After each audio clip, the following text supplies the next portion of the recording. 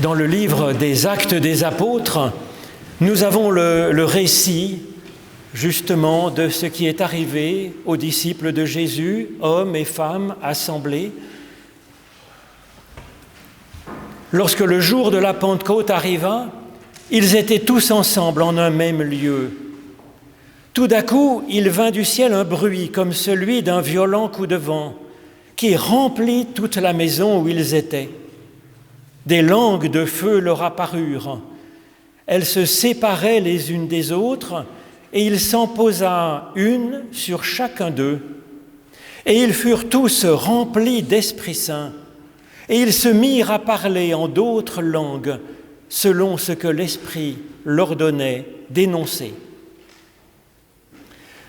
Et puis ensuite, je voudrais vous lire dans le livre de la Genèse, donc le premier livre de la Bible à l'autre bout, au chapitre 1er, un extrait de la création par Dieu. Dieu fit les animaux sauvages selon leurs espèces, le bétail selon son espèce et toutes les bestioles de la terre selon leur espèce. Dieu regarda et il vit que cela était bon. Dieu dit alors, faisons les humains à notre image, selon notre ressemblance, pour qu'ils dominent sur les poissons de la mer, sur les oiseaux du ciel, sur le bétail, sur toute la terre et sur toutes les bestioles qui fourmillent sur la terre. Dieu créa les humains à son image. Il les créa à l'image de Dieu. Hommes et femmes, il les créa. Dieu les bénit et leur dit « Soyez féconds ».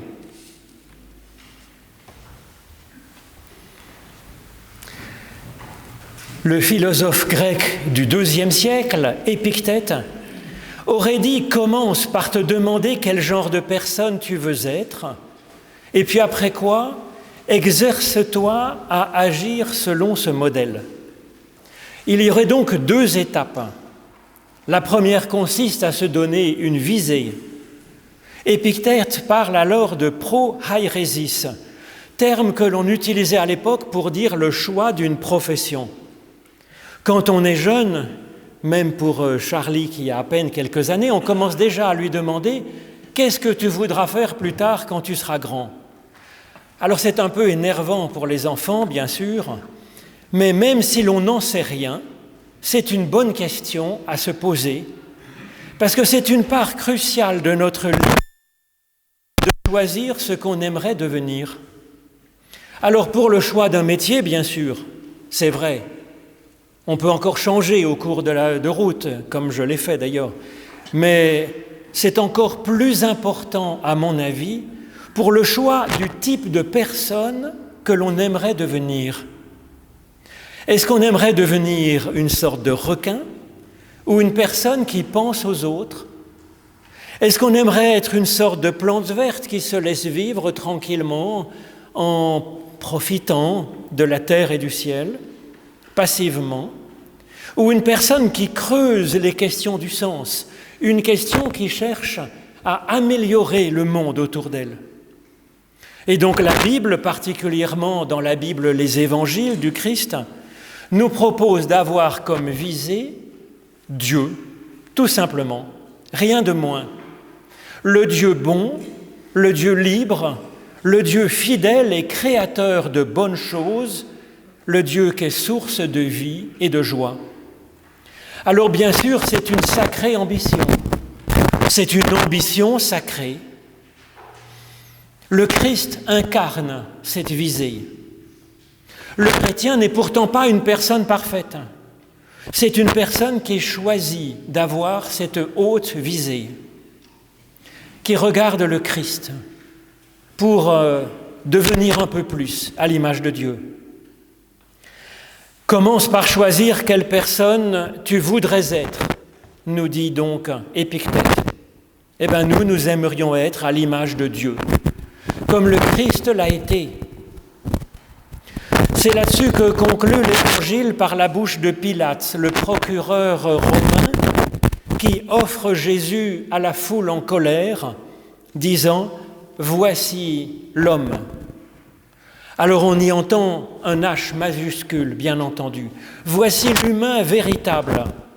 tel que Dieu l'espère depuis toujours. Alors c'est pour nous une visée géniale et belle, inspirante. Choisir de s'inspirer de la figure du Christ, c'est ce que Ignace de Loyola, dans ses exercices spirituels, appelle faire élection.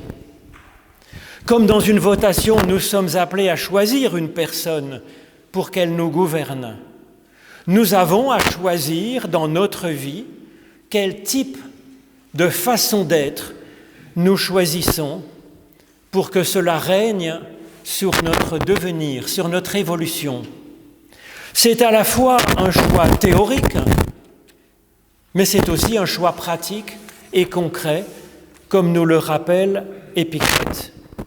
Car si le choix de notre objectif est essentiel, cela demande ensuite de nous exercer à agir concrètement à l'image du modèle que nous avons choisi, sinon nous aurons choisi en vain. C'est vrai que dans ce domaine de l'être, comme pour faire de la musique, il faut d'abord choisir quel instrument on voudra faire, on ne peut pas les jouer tous, et puis on s'exerce au jour le jour. Eh bien, ça marche pareil pour le domaine de l'être. Bien sûr, ce n'est pas facile de nous changer nous-mêmes. Ce n'est donc pas facile de devenir un peu plus encore à l'image de Dieu.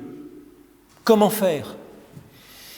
C'est que Dieu n'est pas seulement un modèle pour nous, une visée. Il est aussi une puissance de création que l'on voit depuis la Genèse, depuis l'origine du monde. Et cette puissance de création est à notre service, personnellement.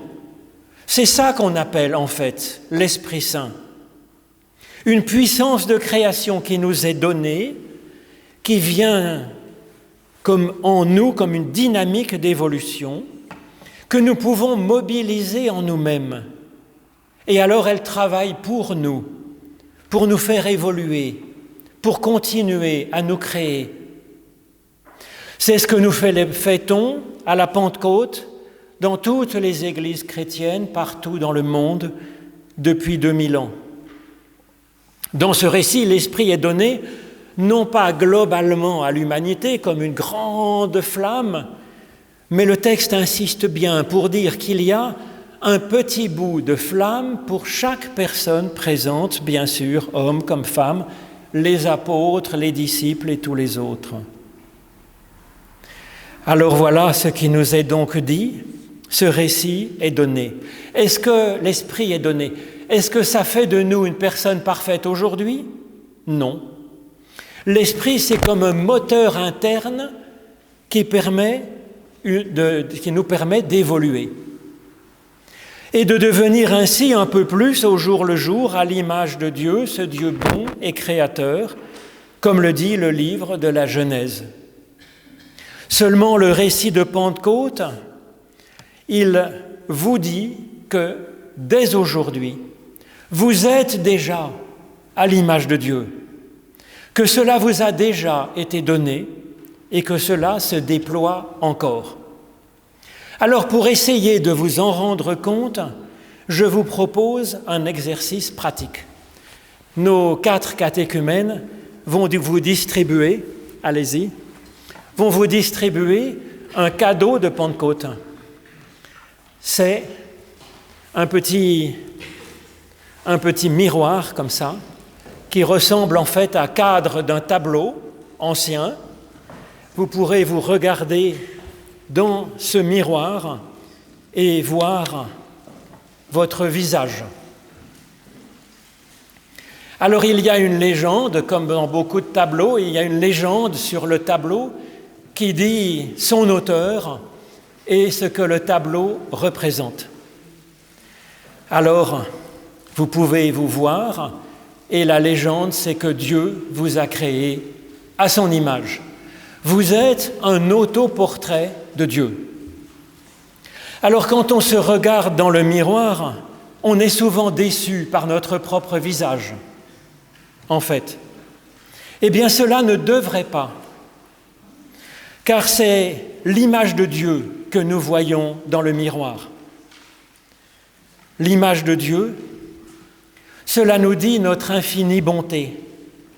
Cela nous dit notre infinie dignité. Cela nous dit que nous sommes une personne sacrée en réalité, comme Dieu seul est sacré. Alors regardez votre visage.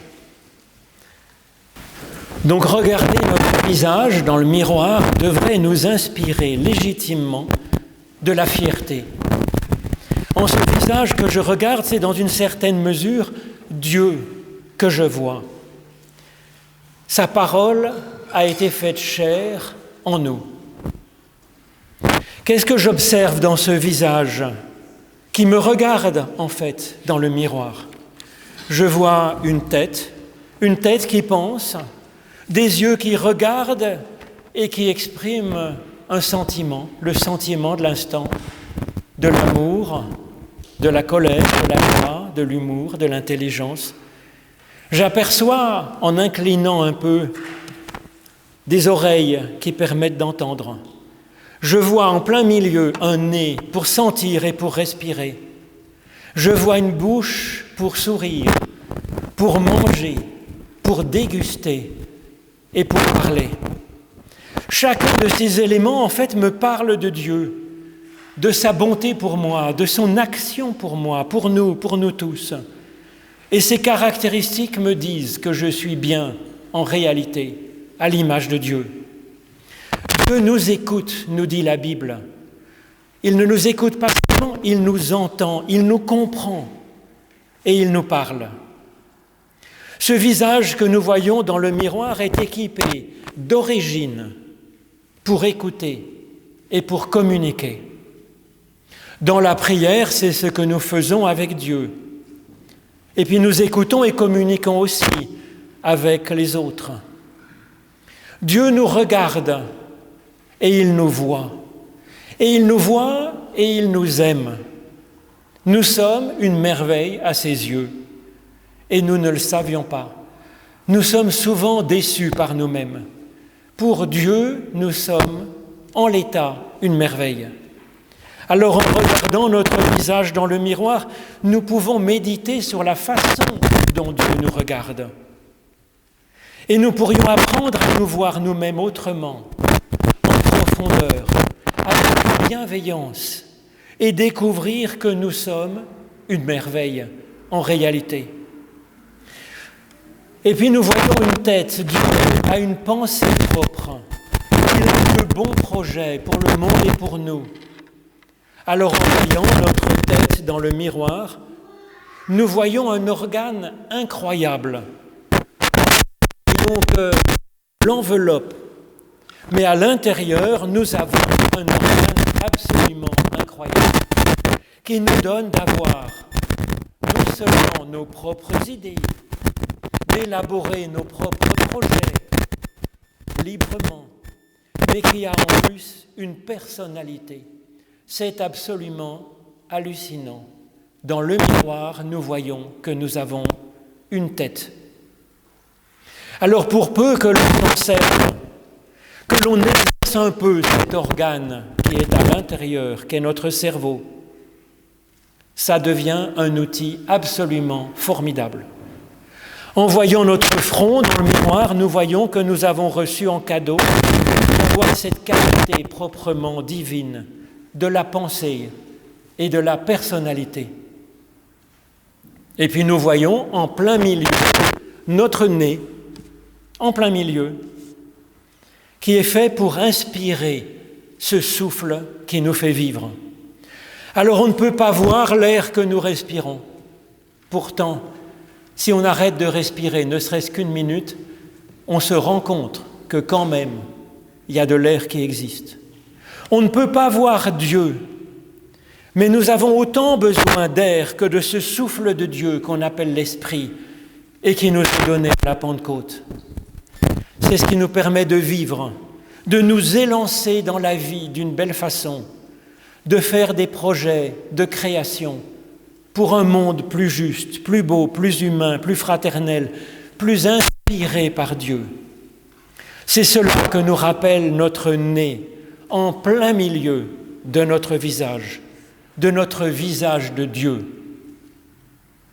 Alors regardant notre visage, nous voyons en réalité qu'il n'est pas si différent que celui des autres. Alors bien sûr, chacun sa personnalité.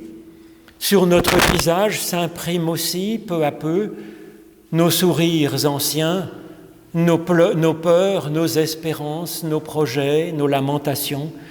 Il est donc sculpté par notre personnalité. Donc chacun a son visage, mais en gros, nous avons à peu près quand même les mêmes visages. Nous avons les mêmes yeux, des oreilles, une bouche, une tête.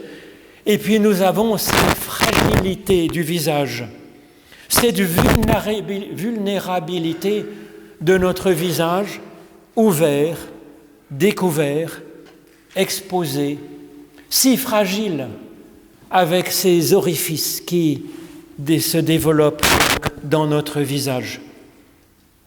Le grand philosophe juif Lévinas dit que le visage de l'autre est une théophanie, c'est-à-dire une manifestation de Dieu lui-même.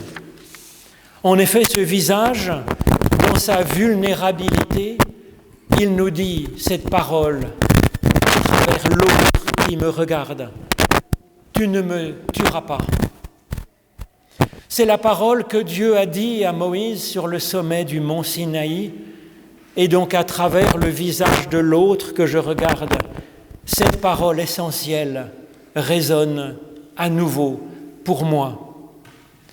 Et puis on peut dire que ce visage, le visage de l'autre et mon visage, est porteur d'une transcendance. Car il y a en chaque personne quelque chose qui nous échappera toujours, et heureusement, en toute personne comme en Dieu, qui dépasse largement tout ce que l'on peut dire, exprimer sur lui.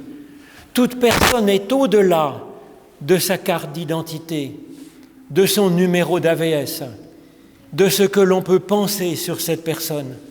Au plus profond d'elle est un mystère. La Bible nous met en garde sur le fait de nous forger des idoles à la place du vrai Dieu, du Dieu vivant. Cela vaut pour mon prochain, cela vaut pour moi-même, cela vaut pour Dieu. Nous sommes infiniment plus que nous ne le pensons. Nous sommes une merveille. Ensuite, bien que nous soyons chacune et chacun une image de Dieu, en réalité, bien sûr que nous utilisons seulement plus ou moins bien ces caractéristiques absolument incroyables que nous avons reçues.